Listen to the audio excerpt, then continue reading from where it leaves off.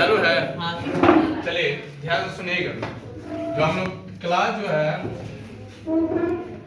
10 पहला चैप्टर जो पढ़े हम लोग का है प्रकाश या प्रकाश का परावर्तन। ठीक है, पहला चैप्टर क्या पढ़ने का है? प्रकाश या प्रकाश से परिवर्तन। देखिए 10 में भी पढ़ने का था और आपको 8 में भी पढ़ने का था।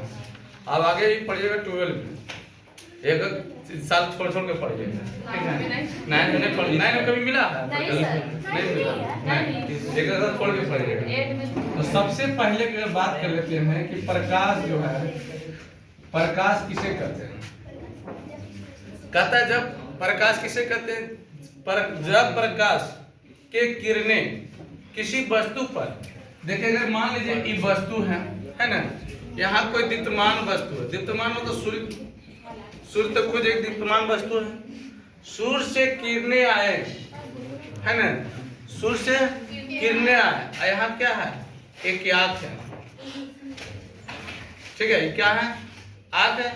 जब सूर्य की किरणें किसी वस्तु पर पड़ती है, सूर्य की किरणें किसी वस्तु पर पड़ती है और लौटकर हमारी आंखों पर पड़ती है, ठीक है, क्या होगा?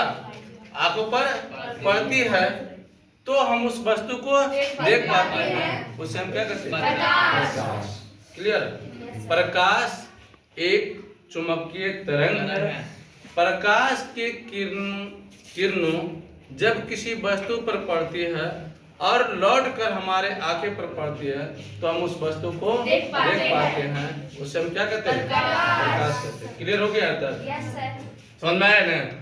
तो अब ध्यान से सुनिए, जब क्या किरणें आया तब देखिए प्रकाश के अगर गुण बात कर लिया जाए, क्या प्रकाश का गुण, प्रकाश का गुण के बारे में पढ़ेंगे।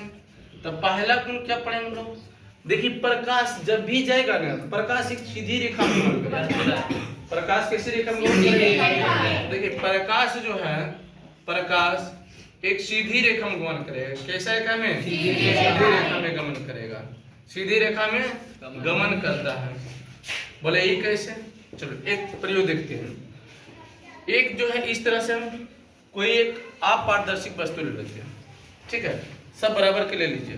3 वस्तु ले लेते हैं, ले लिए ना 3 वस्तु।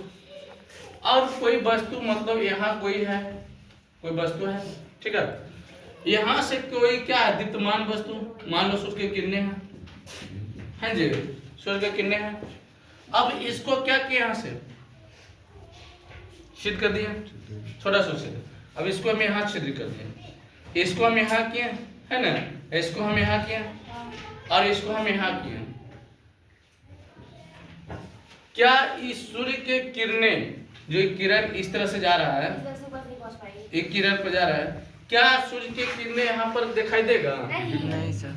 क्यों नहीं? क्योंकि प्रकाश की पहले गुण कहता है कि प्रकाश सीधी रेखा में गुण करता है। अगर देखिए प्रकाश ठीक है यहाँ से यहाँ तक आया, इसमें पार हुआ, इस सीधी में तो पार हुआ, लेकिन यहाँ आपस में क्या हुआ? टकरा गया। टकरा गया तो ये फैल जाएगा। टकरा गया तो क्या हुआ? फैलेगा। तो इससे नहीं होगा पार। अगर मान लो फैलेगा तो फैलेगा किधर? इधर भाग जाएगा, इधर भागेगा। ये फैलेगा तो इधर भागेगा या इधर भागेगा, लेकिन इधर से पार नहीं हुआ। अगर यही प्रयोग हम देखिए करते हैं,